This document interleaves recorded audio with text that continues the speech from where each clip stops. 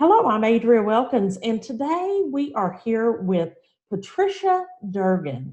And I've had the privilege of being on her show, and I'm going to be on it this week. And so I'm so excited. But I wanted to talk to her and ask her some questions about why she wears a vision impaired lapel pin.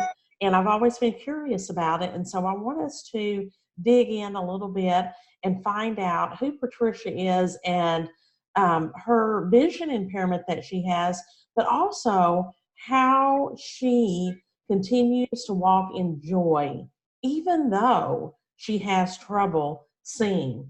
And so, Patricia, thank you for coming and being here with me today. And I really just want to find out why you wear your little lapel pin. Okay, so this is a crazy thing. And so thank you very much for inviting me. I love being on your program.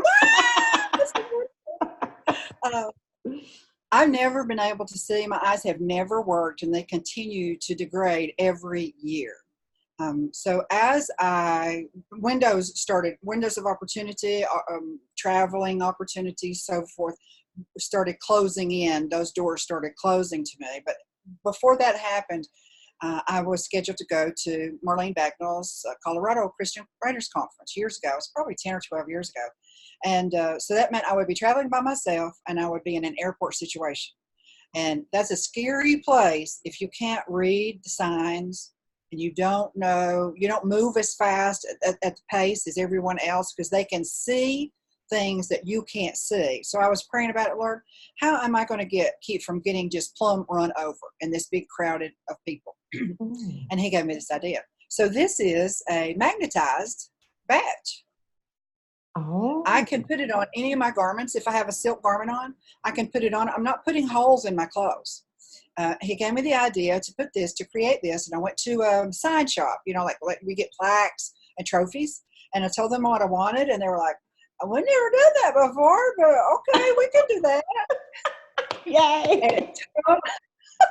It totally changed not only my experience traveling, but it changed my life in every other way outside of my home, because I ask a lot of questions. I can't read tags and tickets. How much is this?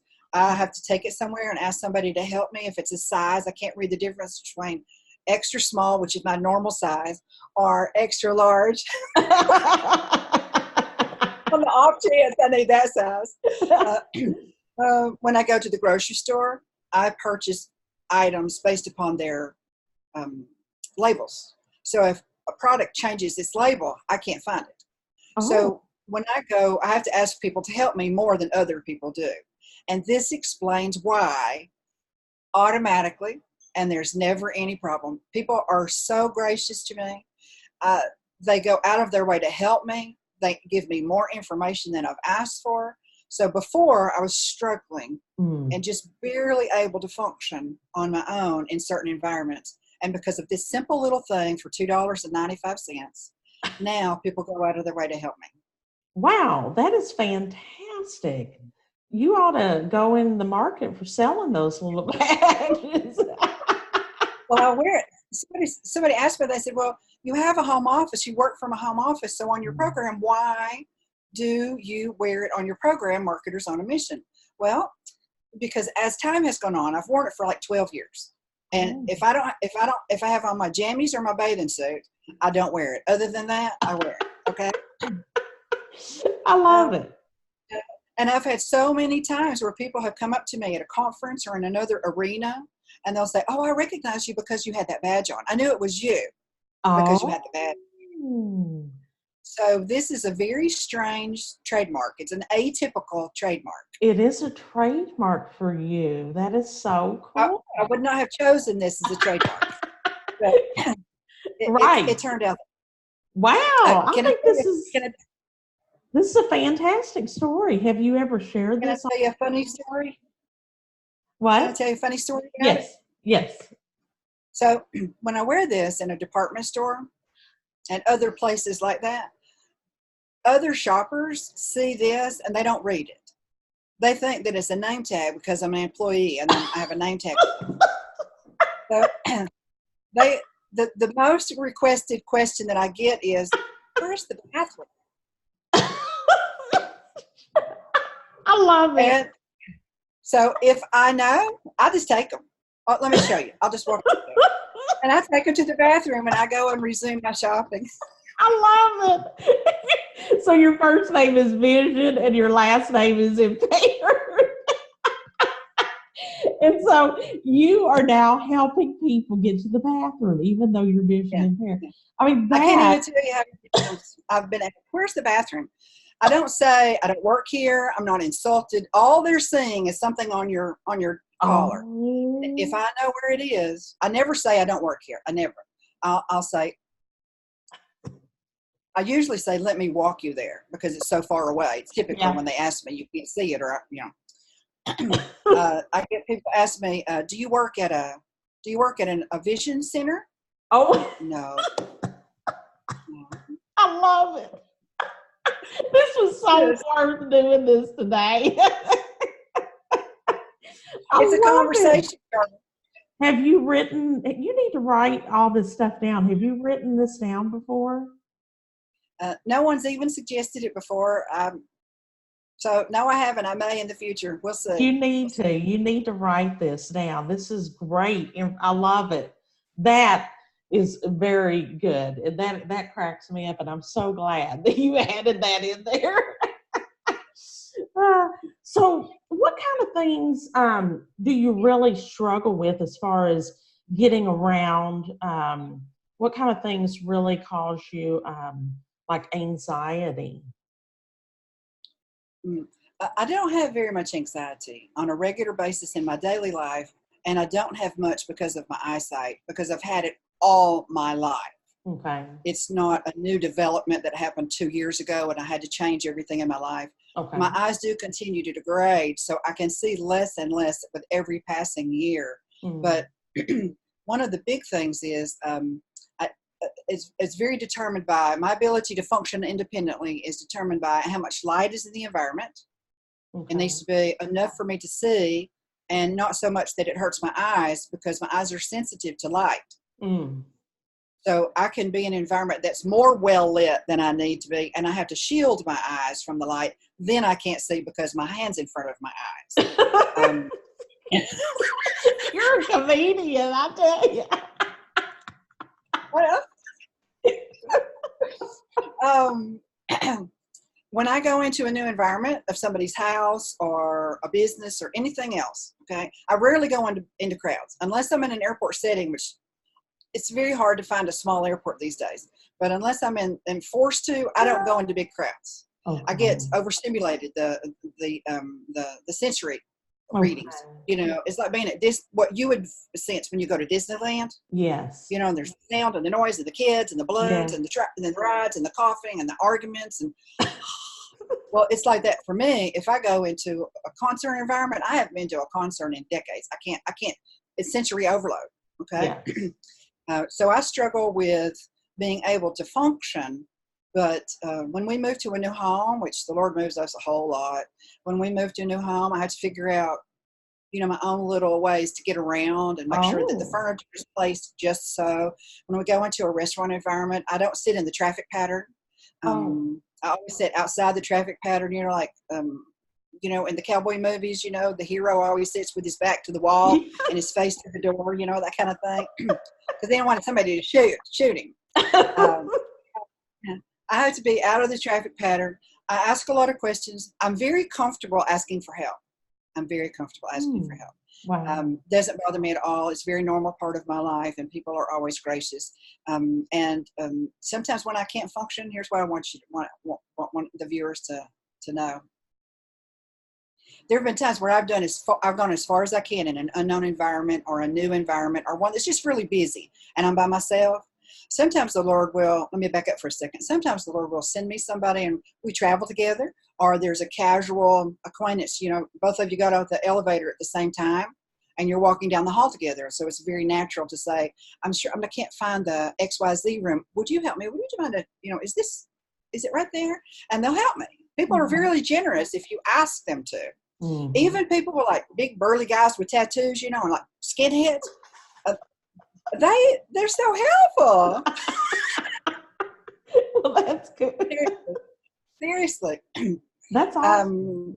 I can't remember any time where someone hasn't helped me. But there are times where there's no one around and I can't go any further. Oh. Okay. So I'm stuck in place. Oh. So he has taught me, this is what he's taught me to do. I stand quietly and I don't look like a victim. I'm not hunched over. I'm not worried. I'm not anxious. I got nothing to be anxious about. Because even though I can't figure out what to do next, I need some help going up a set of stairs. Or I can't read the sign, so I don't know which floor on the elevator. No need to get on the elevator. I don't know which floor I'm supposed to get off on, okay? Because I can't read the signs. So I stand quietly. I step a little bit back out of the traffic pattern if there is one. Not too much. I'm not isolate myself, but I'm don't make myself so you can run over me, you know? Right. And I wait. And I wait for him. And he Huh. sends somebody to help. Oh, that's so Every cool. time he sends someone to help me. Wow. That's amazing. They're a passerby. I'm not looking like frantic. I'm just waiting. And he has them come up to me. Or he signals me that that's the person he wants me to ask for help. And we engage and I get the help I need and we disengage and life goes on every time. And so you are in that constant communication with God to help you when you're out and about like that and to show you who would be a safe person to ask to help you. That's cool. Wow. Well, I was doing a little bit of research and um, approximately 75% of adults will use some sort of vision correction in their daily life. So I thought that was kind of interesting, 75% of adults. But as we age, some of us need glasses. I needed glasses at an early age, and I get that from my mom. So, but, we all take our eyesight for granted. And, since you were born, with the vision impairment, you don't necessarily know what you are missing.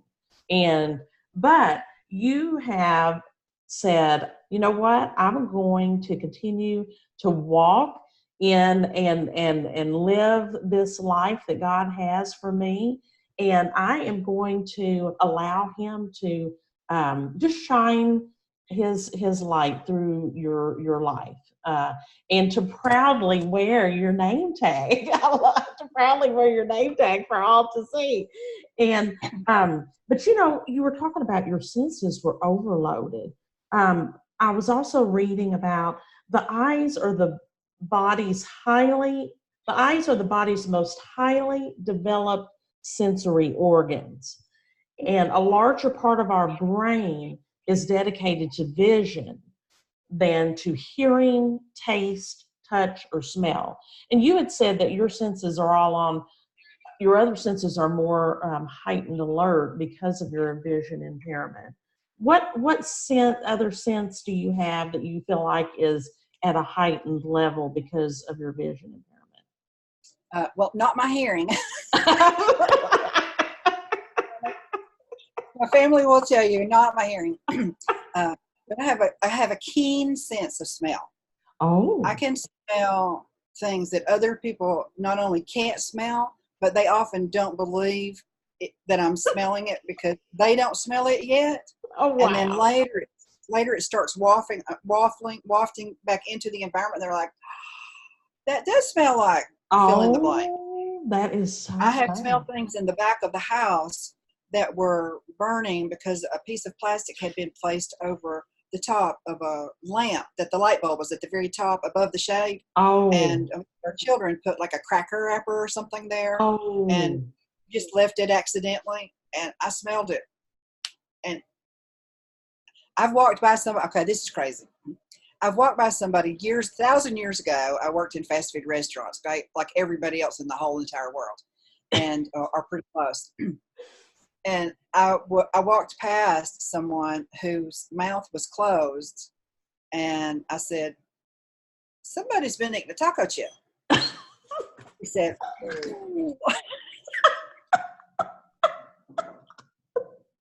I will have to invite you back for the sense of smell. Yeah, you got a good sniffer, huh? I do. That's cool. Well, I can understand, and that's actually for your protection too. I'm sure, because if there ever was a fire or anything, and you didn't see it or whatever, you could smell it ahead of everybody. So Yes. Mhm. cool. Can I say that my family has never, one of the reasons that I am able to function and able to be as joyful, in addition to Jesus Christ, is that my family has never treated me as a burden. Mm, Never. wow. They help me. They work around when things need to be worked around. When we go into an environment where things are a little bit unexpectedly chaotic, they Yeah. know I'm not going to go in that environment. I step back. Okay. And they will work around themselves and decide amongst themselves who's going to stay with mom and who's going to take us around here. You go ahead, all of you go that way, and mom and I are going to go this way.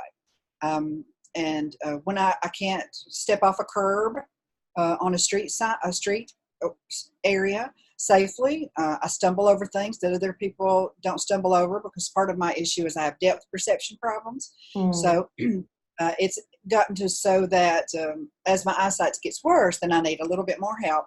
But okay. our daughters grew up like this. They Mm, grew up knowing that I needed help, and we have a silent community. My husband long has. Then as our daughters came along, we developed this silent communication that we know each other well enough that when we go into an environment, they know when I'm going to need help, and they just silently move physically. They just silently move to me, mm. and they're beside and if I need to touch them, or if I just need to be beside them, or put my hand on their shoulders, we move through a crowd. We never even have to talk about it. So here's the cool part, even though that's pretty cool. Yeah. Our grandchildren are now old enough that they do that too. Oh, that's so cool. That is so cool. I love it. Well, that is really special. Well, that right there, I think, is a joyful thing that you um, have your family that has supported you, and they actually act on your behalf. And that's neat that you can see that, and even with your own grandchildren now, they can, you can see that. I'm, using that as a play on words there, but you're seeing their reaction, and that makes you joyful, I'm sure, deep down It inside. does. It Yeah. does. Everybody wants to feel cared for. No one Right. wants to feel like they're a burden. And Right. they've done what they've always cared for me lovingly. No hint, no suggestion that it was, no sigh. Okay, we've got to take mom. And there's nothing like, never, ever, ever. All these years, 40 Wow. plus Wow. That is fantastic. Wow. years. Well, you have really shared your heart today, and I appreciate you being vulnerable and letting me kind of dig that out. What would you like to leave us with today, as far as the joy that you walk in, even though you have this visual impairment? Everybody has something. There's not anyone who doesn't have some shortcoming, physical, mental, spiritual, emotional, fill in the blank. Mine, I have more than eyesight issues, but mine is the eyesight issue is the most obvious to anyone who even runs it. They don't even have to know me, they can just see me. And obviously, I have eyesight issues. Uh, but the beautiful thing is, I I miss opportunities that other people have. I can't go to concerts. I can't go in certain environments. I can't drive by myself more than an hour away from home. And that's really dangerous. I usually stay within my little cubby area, and it has to be a great day, sun shining, and the sun's going to have to be completely up before I leave. And I have to get back before it's completely down, and all Oh, kinds of rigmarole. Okay. mm, So I miss going to places that other people can just hop in the car and go on their own. But there's never been not a single opportunity that God wanted me to have that I was stopped from having because of my eyesight issues. wow. I Wow. love That is so awesome. That is so awesome. Well, thank you so much for just opening up and letting us dig a little bit on your life and your vision impairment, and hopefully it will be an encouragement to other people.